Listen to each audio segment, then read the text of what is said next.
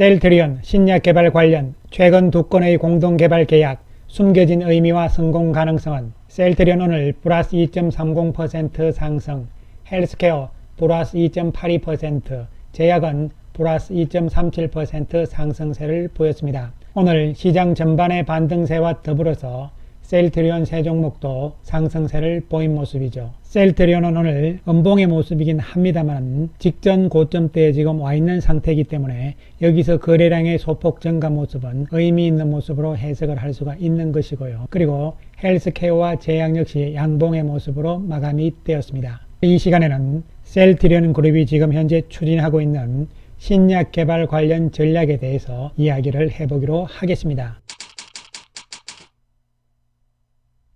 셀트리온은 지난 9월 21일이죠. 보도자료를 통해서 미국의 AB프로와 이중항체 치료제 공동개발 계약을 체결했다는 발표를 했고요.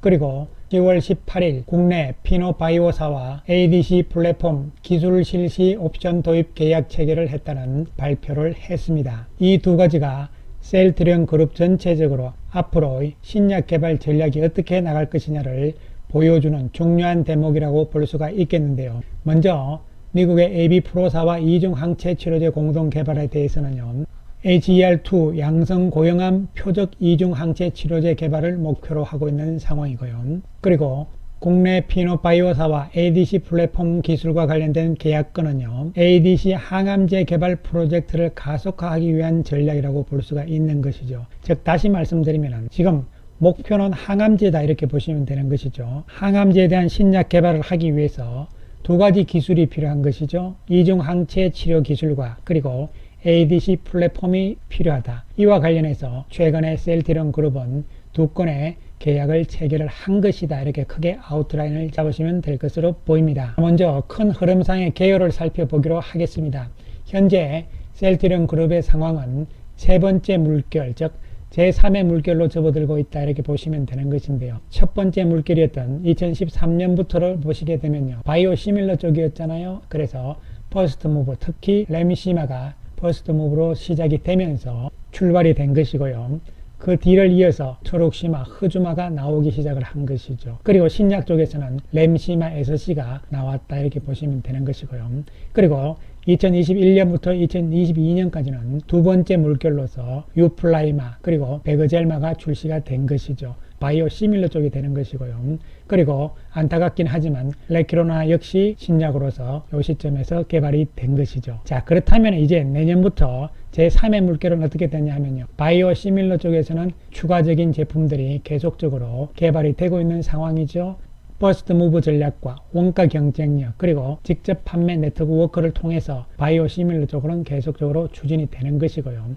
그와 더불어서 이제 신약 쪽이잖아요. 신약 개발을 위해서 ADC 쪽에서 익수다 그리고 mRNA 쪽에서 드라이링크와 이미 계약이 체결이 되어 있는 상태잖아요. 이러한 상황에서 이제 앞으로 셀트리온 그룹의 미래는 기존의 바이오 시밀러들과 더불어서 새롭게 나오는 바이오 시밀러들 그리고 또한 신약 쪽으로 병행해서 간다 이렇게 보시면 되는 것이죠. 자, 이러한 가운데서 바이오 시밀러 쪽을 보시게 되면은 자가 면역 질환 치료제 쪽과 항암제 두 가지 쪽이잖아요. 특히 이 램시마 SC는 신약의 개념, 바이오 베터의 개념으로 나와 있는 것이고요. 그리고 유플라이마는 바이오 시밀러 쪽에서 시장 규모가 가장 크기 때문에요, 진행이 되고 있는 것이죠. 그런데 이러한 부분들은 자가 면역 질환 치료제였잖아요. 이제 셀트리온은 항암제 시장 쪽으로 세계적인 트렌드에 맞춰서 신약적으로 가고 있는 상황이라고 보시면 되는 것이죠. 그래서 전체적인 신약 개발 전략을 살펴보시게 되면요, 크게 네 가지잖아요. ADC, 패스트 팔로잉 항체, 그 다음에 이중 항체, mRNA 플랫폼 이렇게 되는데 지금 서둘러서 나가고 있는 것이 ADC 쪽과 이중 항체 쪽이다 이렇게 보시면 되는 것이죠. 오픈 이노베이션, 즉 다시 말씀드리면 M&A를 통해서 내지는 전략적인 제휴를 통해서 신약을 개발하겠다. 특히 먼저 나가고 있는 것이 ADC 쪽과 이중 항체 쪽이다 이렇게 되는데요.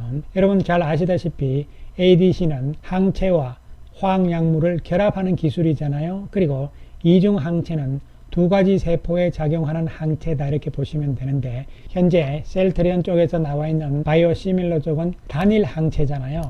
이중 항체는 암을 예를 들어서는요, 면역세포와 그리고 암세포 모두에 작용하는 항체다, 이렇게 생각을 하시면 되는 것이죠. 자, 그렇다면 셀트리온 그룹 쪽에서 왜 ADC 분야와 이중항체 분야에 집중을 지금 최근에 하고 있는 것인가, 그 이유에 대해서 우리가 살펴보기로 하겠습니다. 그 이유는 무엇인가? 그것은 바로 N허투 때문이라고 볼 수가 있는 것이죠. 이 N허투는 전이성 유방암 그리고 국소진행성 또는 전이성 위암 쪽에 신약으로 국내에서도 9월 19일부터 허가가 나와 있는 상태잖아요. IH 상교와 아스트라제네카 이렇게 이제 공동으로 나와 있는 것이잖아요. 신약으로 이미 나와 있는 상태다. 이 N2가 현재 항암제 시장의 대세를 완전히 바꿔놓는 신약의 개념이라고 보시면 되는 것이죠. 바로 이 N2가 두 가지 측면이죠. ADC 기술과 그리고 이중항체 기술을 접합시킨 것이라고 보시면 되는 것이죠. 즉 다시 말씀드리면 신약인 항암제 개념은 이제 ADC와 그리고 이중항체 기술을 결합을 시키는 기술이 필요한 것이죠. 이에 따라서 셀트리온 측에서는 이미 영국의 익수다사를 지분 투자를 했잖아요. 이번에 10월 17일자죠. 국내 피노바이오사와도 ADC 링크 페이로드 플랫폼 기술입니다. 이것에 대한 옵션 도입 계약을 체결을 했잖아요. 따라서 영국의 익수다와 더불어서 국내사 쪽에서도 최고의 기술을 가지고 있는 ADC 분야 쪽에서는 여기에 지금 지분 투자 계약 체결을 통해 가지고 이 기술 확보를 지금 해 나가고 있는 상황이라고 보시면 되는 것이고요. 그리고 또 한편으로는 이중 항체 기술이 필요한 것이잖아요. 이와 관련해서 바로 지난 9월 20일 날 미국의 AB 프로사와 HL2 양성 고형암 표적 이중항체 치료제 공동개발 계약을 또한 체결을 한 것이죠. 즉 다시 말씀드리면 지금 항암제 신약의 대세로 나가고 있는 앞에서 보여드렸던 이 N2 이것을 따라잡기 위한 기술력은 바로 ADC 플러스 이중항체 기술 모두 다 필요하다고 보시면 되는 것이죠.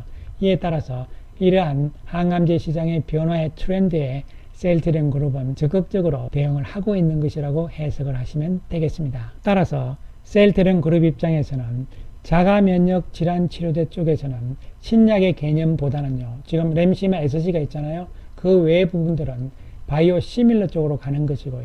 그리고 항암제 쪽으로는 적극적으로 이제는 바이오 시밀러 쪽의 항암제가 아니고, 왜냐하면 트럭시마와 흐주마가 있고 그리고 최근에 베그젤마까지 나온 상태잖아요. 이러한 상황이기 때문에 이제는 항암제 시장은 신약의 개념으로 가겠다는 것이죠. 그 핵심이 바로 ADC 기술과 이중항체 기술이라고 보시면 되는 것이고, 이것을 접목시킬 수 있는 M&A라든가 공동개발 계약을 셀트리온 그룹 쪽에서는 현재 적극적으로 진행을 하고 있다고 보시면 되는 것이죠. 따라서 이 부분들은 향후의 셀트리온 그룹 전체적인 측면에서는 의미가 있으며 또 한편으로는 긍정적인 부분으로도 해석을 할 수가 있겠습니다.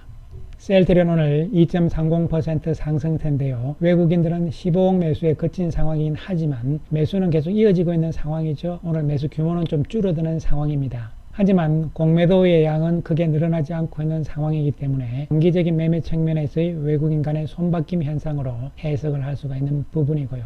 직전 고점대에서 손바뀜 왔다 갔다 하는 상황이 나오면서 거래가 조금 늘어나는 모습이잖아요. 긍정적인 모습으로 해석을 할 수가 있겠습니다. 헬스케어는 외국인들이 6억 매수 우위로 거친 모습인데요.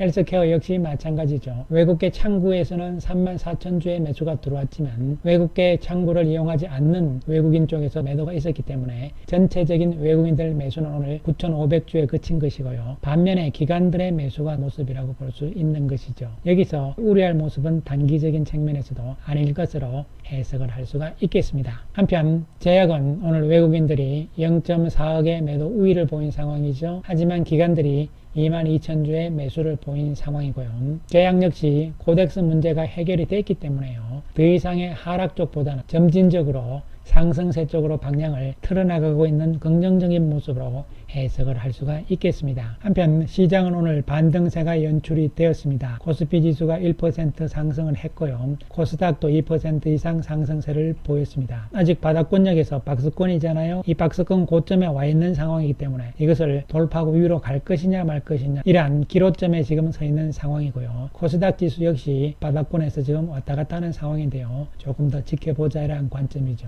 그러나 오늘 외국인들은 양시장 모두 매수 우위를 보였고 기관들 역시 양시장에서 매수 우위를 보인 모습입니다. 외국인과 기관들의 매수가 어느 정도 앞으로 지속될 것인지는 두고 봐야 될 대목이긴 하나 현 상황으로 봤을 때는 이제 시장 전체적인 모습도 밑으로 내려가는 하향 쪽보다는 반등 국면으로 접어들 가능성 쪽에 초점을 맞추실 필요성이 있는 것이고요.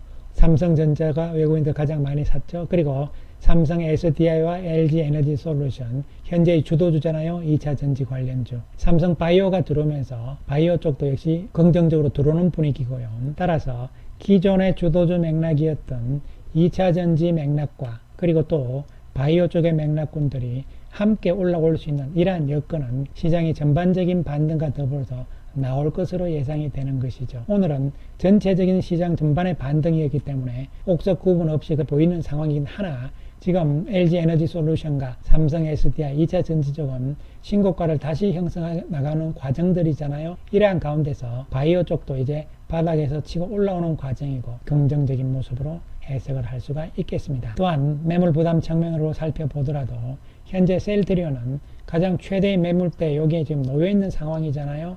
따라서 여기서 약간 주춤주춤 하는 모습이 나와도 괜찮아요. 괜찮고 위에 있는 이 매물대도 돌파는 가능할 것으로 예상을 할 수 있는 부분이죠.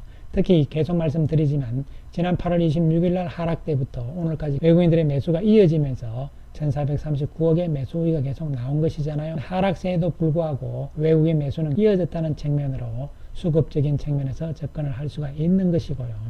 또한 헬스케어도 같은 맥락으로 접근이 되는 것이죠.